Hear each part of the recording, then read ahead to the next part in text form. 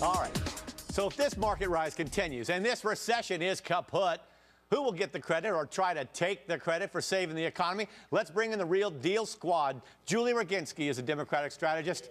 Ben Ferguson is Republican and syndicated talk show host for Icon Radio Network. Julian Epstein, Democratic strategist. And Joe Watkins, one of the best laughs in the business, is a Republican strategist. Julie, start us off here. You have that top you're wearing defines hot pink, and so my eye is just brought to it. Thank you so much. I'm not going to go easy on you, but thanks for the compliment. There you go. So I'm thinking, you're thinking that George Bush gets the credit for this, aren't you? George Bush should get every ounce of credit for this great economy that we're seeing right now. We're being very ironic because, look, the bottom line is whoever's in charge gets the credit and the blame. I'm sure if things go wrong, you'll be the first to blame Barack Obama. Things are going right. So, of course, Barack Obama and the Democrats who are in charge of both houses of Congress should get the credit. And are things going right, Julie?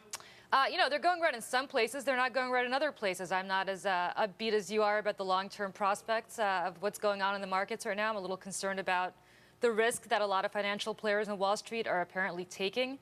But I do think in general, yes. I mean, things are definitely moving in a much better direction than they were back when George Bush was president. That's for sure. Joe, first of all, do you think things are getting better? And second of all, is it all because of BAM? Well, if things are getting better, maybe it's because of the fact that the market likes certainty, and there's no doubt about it, our taxes are going up. That's what the American public voted for. They voted for tax, and Obama is doing exactly what they want. More taxes. It's going to cost you more money for everything, including your health insurance. Yep, Julian, that is indeed a certainty now, isn't it?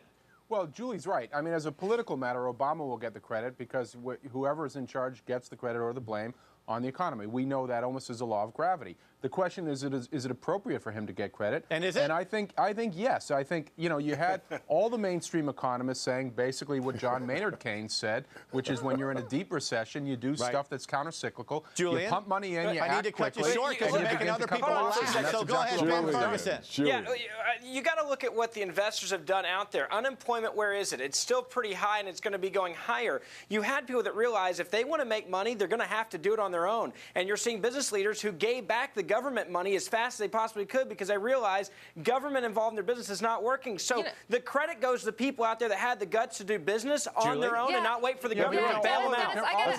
I got to jump in here because, look, this is predicated, this assumption that Ben is making is predicated in the fact that George Bush... No, it's not. So listen, I haven't even made my point yet. You're telling me it's not. Let me make my point first.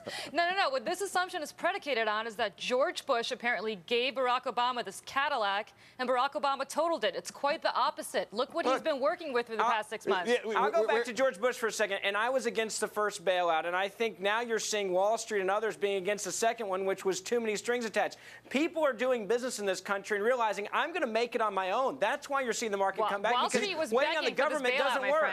Wall Street was begging for this bailout. Julian, what do you get, Joe? It's psychological.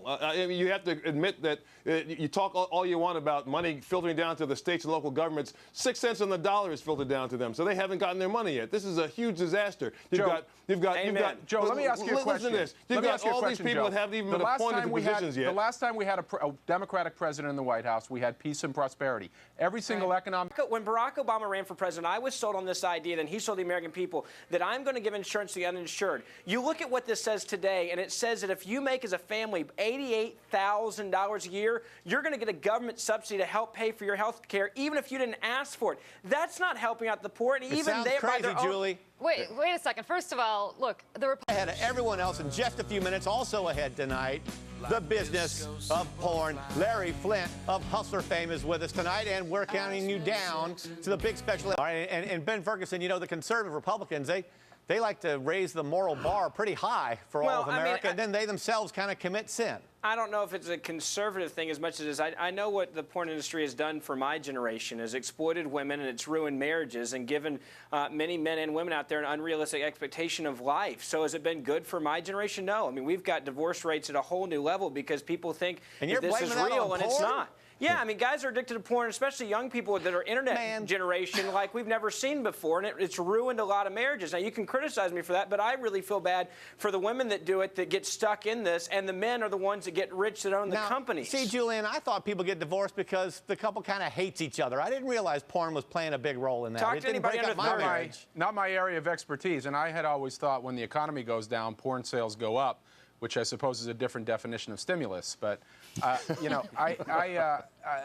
don't pass moral judgments on the industry. I do think that the real issue from kind of a public policy matter or perspective is whether we are ensuring that underage folks who are on the internet, and this is increasingly available to them, whether we're ensuring through parental controls and other mechanisms that these folks are protected. But that word parental, there's the key, guys. Yep. Our parents making sure their kids aren't getting access to it. All right, thanks very much for being with us, guys. And thanks to Hustler's Larry Flint.